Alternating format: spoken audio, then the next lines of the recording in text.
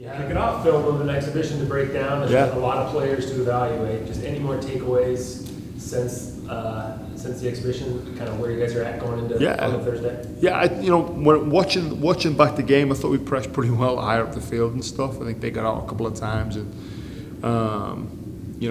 we needed to be better in transition in terms of how we defended that piece. I think when we won the ball, we were giving it away too easy, and then we were getting hit right after our own attack and transition, and so that opened us up a little bit in terms of that piece. We obviously got exposed on the set piece, and that's a piece that continues to get better. We know in the college game it's always you're either going to win or you're going to lose a game on a set piece. That's just part of it.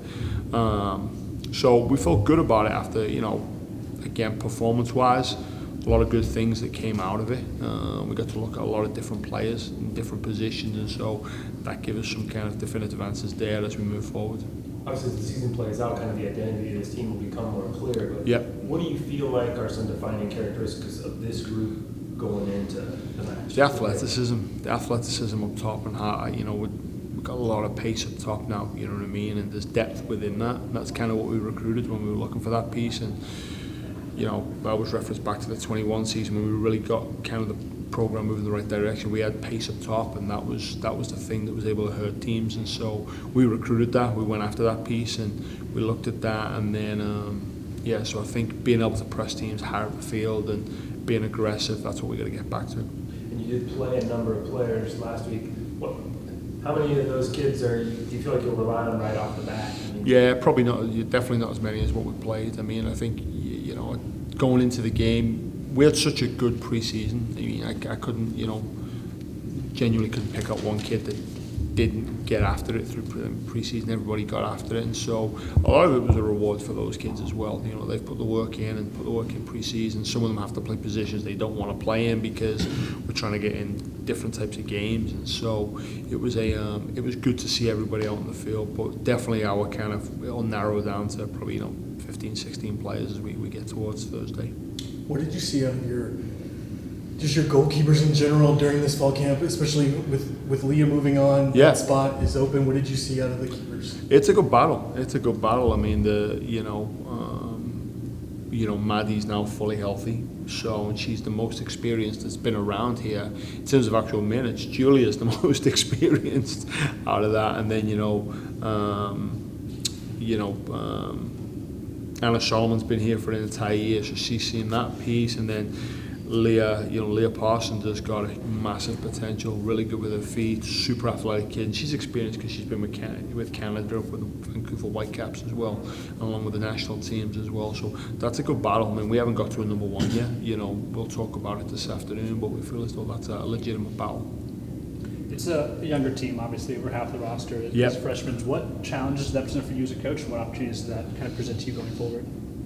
I think I look at it more from the opportunity side. I think that's something that's going to get played out to us time and time again about the youth and stuff with the team. And not to put this out there, but I was talking with the coaching staff today. They think Kentucky went to back national championships with freshmen and sophomores playing on the court. So the age is kind of irrelevant to me as we look at it. I think it's the enthusiasm and the energy that they bring. I think we got really good leadership within the group, especially from the sophomore and the junior group. So it's a good, energetic group, and it's been fun to coach so far. Yeah, that group, players like Alice, that kind of generation. Yeah. Considering some of the veterans you lost. Yep. They've got experience, but maybe are you looking for different kind of roles for them as leaders, and how has that process gone the last few months? Yeah, I mean, listen, they've seen a lot of different things, especially Alicia, Anna Phillips and stuff like that. So they've been really good with our younger players as they come on board, and, putting an arm around them. Hey, this is how we do things around here, and everybody's embraced that. So, like I said, it's been a fun preseason from a leadership standpoint and from an overall personnel standpoint. Is it fair to say at this point in your tenure at Oregon, you would have thought maybe an NCAA appearance would have been here by now? And if so, what's been the biggest obstacle with that challenge? Yeah, 21 was probably the one that I think probably Alabama went over us, and then the following year Alabama goes to a Final Four. Not saying we would have gone to a Final Four, but we thought that was where we were making the kind of that turning point. Certainly the injuries last year just killed us in terms of that piece. And looking back in terms of how we handled that piece, we probably should have stayed in a certain shape and then put some kind of, round pegs into square holes and made it work that way. But I think the group that we've got now for me, it's the most talented group we've had yet.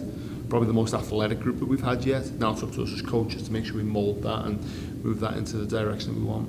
How would you describe this non-conference schedule compared to ones in seasons past? Well, last season's was supposed to be, we looked at it as being a solid non-conference schedule, and then it ended up just being absolutely brutal. I think we played 13 teams that went to the NCAA tournament last year within the overall schedule. So this is another good one in terms of a challenge. Baylor are going to be a good team. Arkansas are obviously always very good.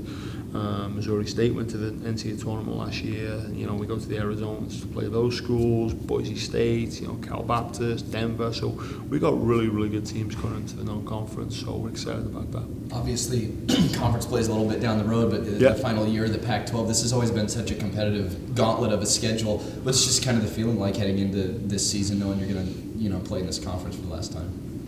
I'm fairly neutral about it, to be quite honest with you. Whether we're going to be playing against, Cal, Stanford, Penn State, or Maryland, we just look at it as a game. It's just 11 players in front of us. So, we're looking forward to the conference, and it's the last, year of the conference as we know it right now and stuff. So, but we're just looking forward to getting the conference play underway when we get there. Whenever there's a younger team, there's always the narrative of building for the future versus winning now. Yep. Beyond obviously looking for wins, what are you looking through the non-conference slate from this team, especially when there's so many variables as far as just younger players seeing the field for the first time? Beyond the obvious of winning, what are you looking forward to see from this team? Establishing just kind of how we're going to do things, making sure that there's an understanding roles and responsibilities, making sure we solidify that identity that we want to put forth, from the team. And so we're already, down that road in terms of pre-season. Now we get an opponent to put in front of us, so we want to continue down that road. Are there any newcomers that are really jumping out to you through the off-season that you want to draw attention to? We got so many of them. No, I think Grace Mensah's done exceptionally well. And she came in from a smaller club environment, but she's arguably the most athletic player that we've had since we've been here at Oregon. Cam Bourne's been exceptional. She was great in the second half the other day. Lauren Kenny had a really good second half the other day as she started to settle in. Mia McSweeney's going to be a really good left back for us as we move forward. So, but the freshman group have done so well to adjust themselves into the environment right away.